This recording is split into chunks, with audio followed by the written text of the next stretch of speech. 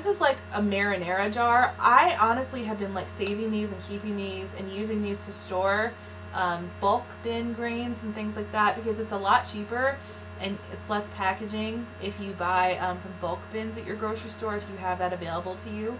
So just save like whatever jars or cans you have. I like these clear ones because you can see what's in it, and they don't take up a lot of room on your pantry since they're taller.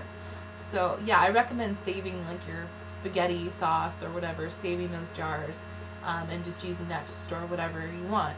And that way, you know, when you're getting low on stuff, you can easily see it and see that you need to restock it. So this is quinoa.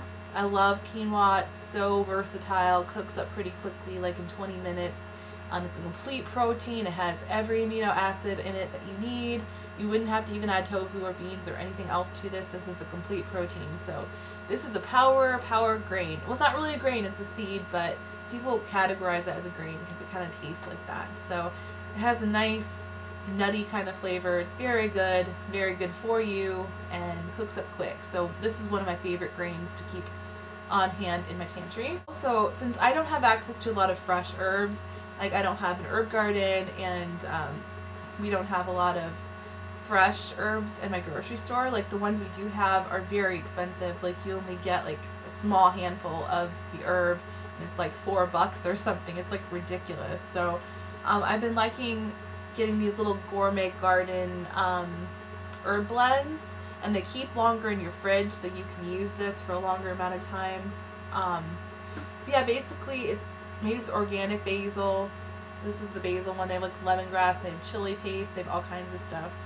But yeah, you do 1 tablespoon of this per 1 tablespoon of whatever herb you're using in your recipe. It works the same way, and it gives you that flavor, and it doesn't go bad very quickly. So I recommend this if you don't have access to a lot of good fresh herbs, or lemongrass or things like that. If you don't have like an Asian market, this will give you that fresh taste without all the work and without all the cost. So still is a little expensive. It's like $4, but you get a lot of product in here.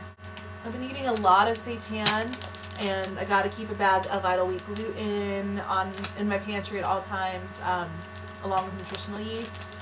I recommend checking out the recipe in either Viva Vegan. I've heard that one's really good, and I do have that cookbook now. I need to try that one. Or the Vegan Diner. I've used that recipe, and it's also very good. I use chickpea flour too. I didn't bring that in here, but I recommend chickpea flour. It kind of gives a nice flavor when you're cooking seitan. It's a nice additive to that, and you can make hummus and stuff out of it too, and you can bake with it. So chickpea flour is nice to have on hand as well. But yeah, this stuff makes awesome seitan, and what seitan is it's mock meat. It's like what Asian people use for mock duck and things like that. I'm using it for thousands of years, and it's probably the closest you're going to get as a vegan to like a meat product without harming any animals. So you can add all kinds of seasonings, flavorings into your seitan, oils, different things. It makes it really unique and versatile. And I highly recommend, instead of boiling your seitan, to steam it. So what I do for that is I form it, I knead it into a dough, and then I will shape it into like a log or like just like a little mound. And then I'll wrap it in aluminum foil, twist the ends, but make sure not to do it too tight or it won't steam properly. And then you put like a couple inches of water in a pan, get that boiling, put your seitan in, close the lid, and you cook it for about like 60 minutes, like 50 to 60 minutes, until it's firm. And that way you can actually slice it. You could have like larger slices, like for sandwiches and things like that. You can slice it however you want it. So I recommend cooking it like that. It's a lot easier. I've had a hard time finding vegan white wine, so I've been having to go without white wine lately. And I love white wine, it's my favorite. I like red okay. I usually drink the Yellowtail reds because those are vegan, but their white wines aren't. But I looked up on Barnivore to see if I could find a brand in my local store that actually was vegan, that had a vegan white wine. And the brand called Lulu Bee, I don't know if you can see the label, it's really cute, it's like a little French girl.